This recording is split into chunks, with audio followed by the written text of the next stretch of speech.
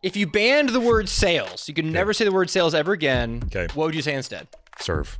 Give me a classic example of just an old school, greasy salesperson tactic. It's just almost where it's so relentless, just press, like full court press. You're like, okay, dude, like, Ease up. sure. So What is your favorite question to ask? either when's the last time you had your windows cleaned, or how often do you want it done?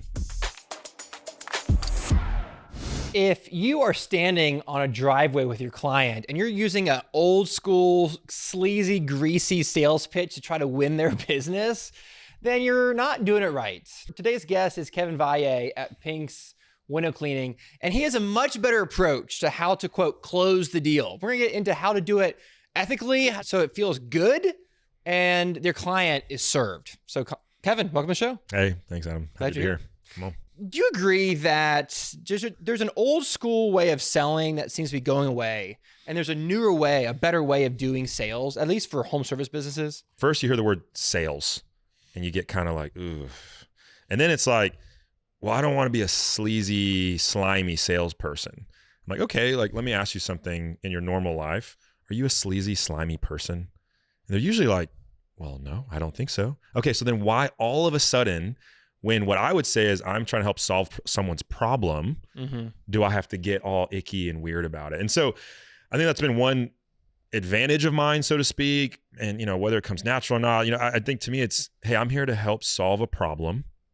And I don't believe it has to be cringy, salesy, or slimy. And I feel like it's like a real-time revelation, something that I'm practicing, but I feel like the feedback I get is always like, wow, that felt really simple. I'm like, well, it can be that simple. Yeah. So again, I don't know if it's old versus new or just like, hey, just be yourself. Again, you don't have to put on this different thing, whether you're extrovert, introvert, like just solve someone's problem. Yeah. Well, with Pink's, you went from doing a couple $1,000s a month to $1 million a year or more.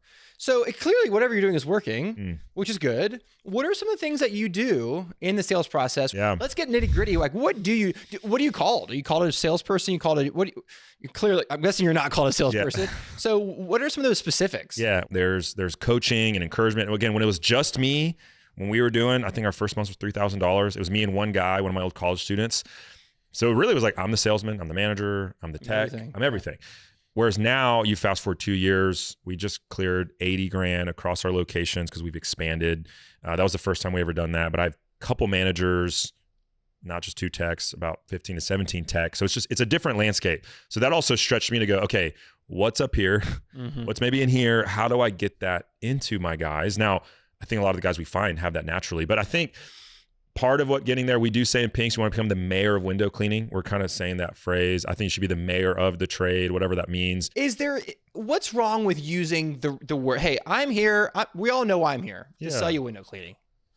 We all know why I'm here. See, okay, all right there. I think that's where I can still serve you if we get the right, if we have. Yeah. No, and it's not like, I don't want to act like, hey, sales is a bad word. Yeah. No, I think there's a redefining, at least for me, in my company, I don't want to speak for the world. I do things reframing, rewording, or the mindset. It doesn't have to necessarily be a rewording. So, but okay, practically, I was a technician. So I'm here to clean, but before I clean, I need you to approve it. Right. And so that's where I'm like, not everyone wants to buy our window cleaning service. So I guess I'm like, I show up not knowing. It's not like I'm going to assume every sale. No, that's not going to happen. Really, we should actually be like 65 to 75% close rate. Okay. I want more like 70. And that's a whole other maybe tactic. But it's if we're closing too high, our prices are too low. If we're closing way too low, our close rate's low, we're probably pricing a little bit too high. So there's nuance there. Where does persuasion fall into the category for you, into the equation for you? Do you persuade?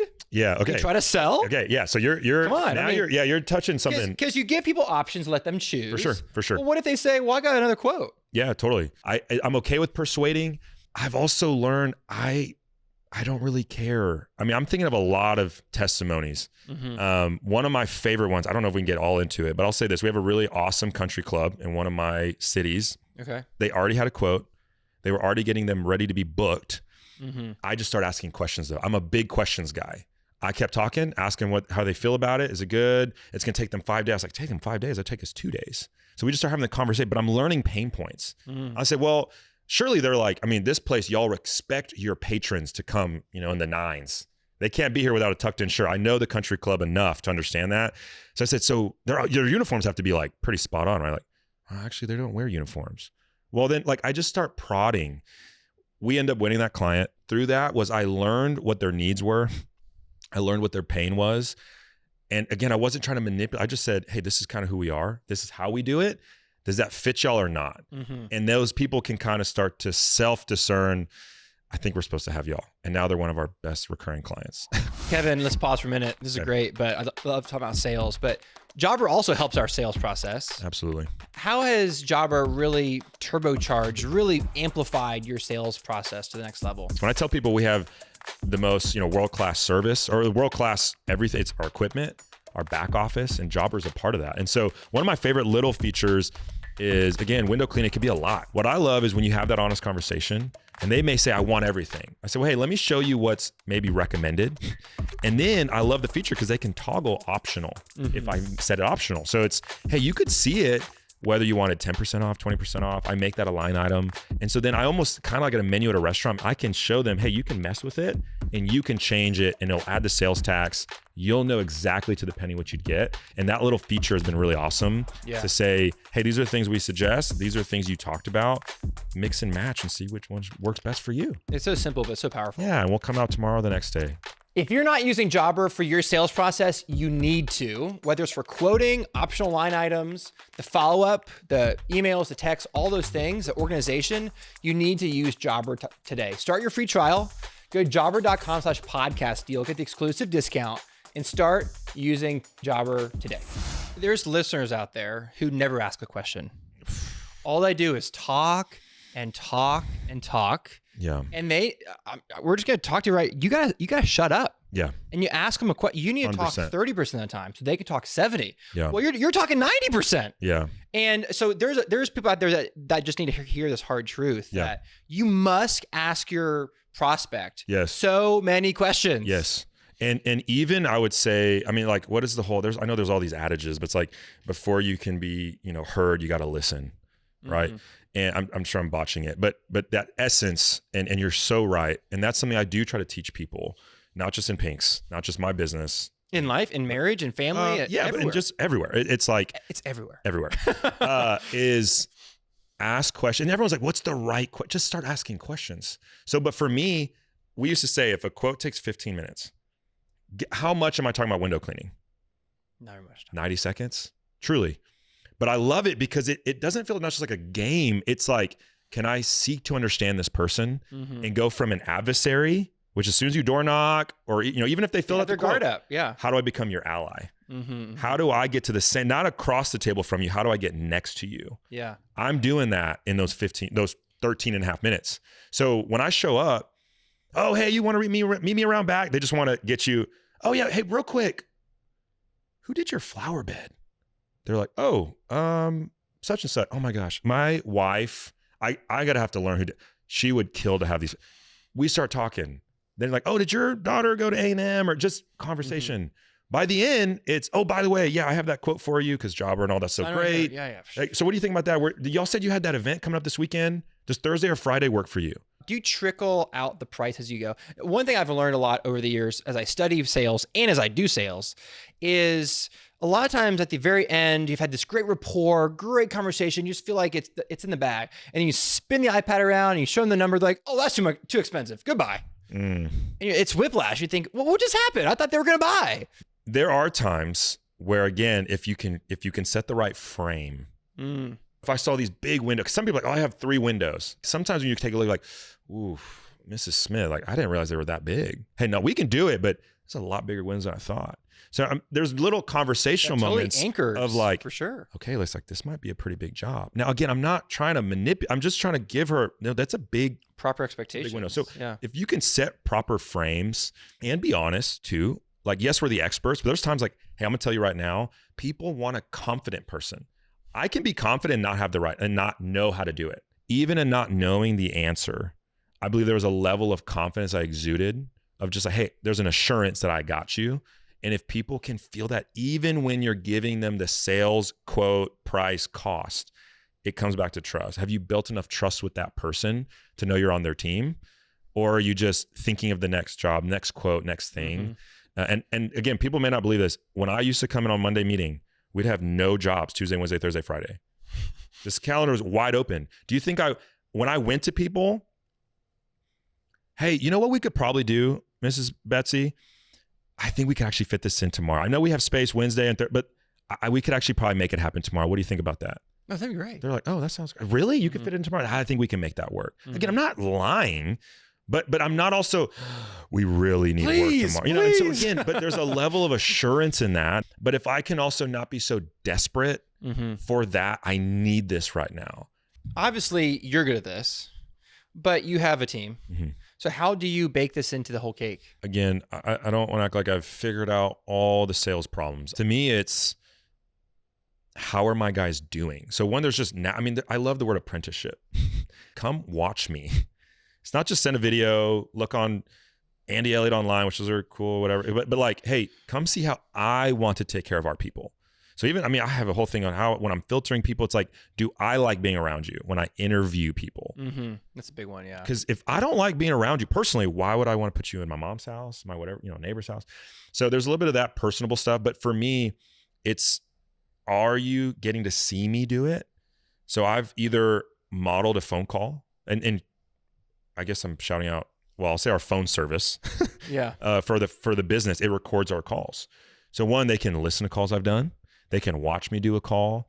We can listen back to how they had a call. And so creating close feedback loops. I'm such a huge advocate on quick, like very tight feedback loops. Yes, very quick response. Because if I wait, if you had a conversation today and I wait a week, you've kind of forgotten. Now the conversation is saved, but I need you to remember how that felt. Like, hey, how'd that conversation feel? So asking, even to my employees. So I'm naturally, maybe for me, coaching kind of comes more natural to me over time. It has, but being able to have those kind of touch points. So like our Monday meetings, reviewing sales conversations, but like that level of apprenticeship, I feel like it's so, like I tell my technicians, we're not going to touch sales till you're here for 6 months. They're like, well, I used to sell. That's awesome. You'll do great when we talk in 6 months.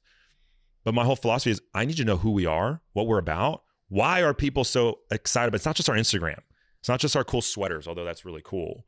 There's something about the culture, the things that we're fostering here. I need you to be a part of it before we even talk about sales. So there is kind of that method to the madness of the method to the madness, even to the methodology of what we're doing. But if people can watch and hear from me, in a sense, get that apprenticeship from me, like again, and then learning how they converse. I don't need a bunch of me's, but understand some of those core values, put your own spin on it. So you don't have to be this super loud. I love when people are like, Kevin, you must love window cleaning. No. I just love serving people. And my employees can find it their own way. So I say, bridge the gap. One of my guys in Aggie, talk to them about Aggie. When'd you graduate? Make it about y'all. Now, every now and then I said, now, if they're a veteran, you can tell them your boss is a veteran. Like, don't be afraid, but that's conversational. If you have a dog, you can still be yourself. You don't have to be like me. You don't have to just be in pinks. You can learn. And so I think that's the apprenticeship, actually reviewing calls, talking about, hey, I would have tweaked that a little bit. Hey, when you asked that, how'd that feel? That didn't feel right. Okay, so what's a better question? Right. I'm asking questions about the questions we should be asking. Yeah. So that's been helpful. All right, Kevin, lightning round here. I'm going to ask you a bunch of questions. Just give me the best answer you got. All right, number one, if you banned the word sales, you could never say the word sales ever again. Okay. What would you say instead? Serve. What is one common property eyesore in the window cleaning industry that you see that can spark a conversation that other contractors might not see?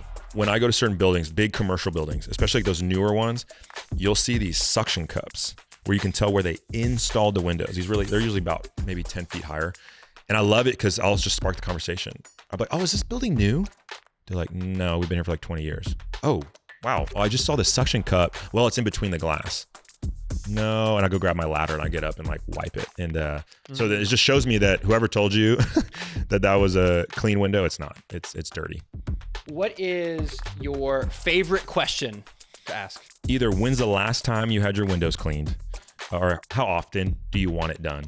Give me a classic example of just an old school, greasy salesperson tactic. It's just almost where it's so relentless, just pressing, press, like full court press. You're like, okay, dude, like, Ease up. sure. So, All right, yeah. Kevin, how do we find out more about you? yeah, look, Pink's Window Services. You go to pinkswindows.com. We're semi-popular on the Instagram. If you just want to find fun, silly content, we're on there. If you're ever in San Antonio, New Braunfels, or Bryan College Station, hit me up. Love to clean your windows or just have a conversation. Sweet. Well, you're crushing it. Your 3 locations are better for it because you're in business. You're a good dad, good father. Thanks, man. Good husband. So keep it up. Hey, Keep rocking out. an Glad honor. you're here. Yeah. Appreciate it, brother. Your next big profit boost might already be sitting on your schedule. Next week, we're diving into route density and how smarter routing can squeeze more revenue out of trucks you already own. And thank you for listening. I hope that you heard something today that will help you close more sales the right way, that feel better, and that actually serve your clients. I'm your host, Adam Sylvester. You can find me at adamsylvester.com. Your team, your clients, and your family deserve your very best, so go give it to them.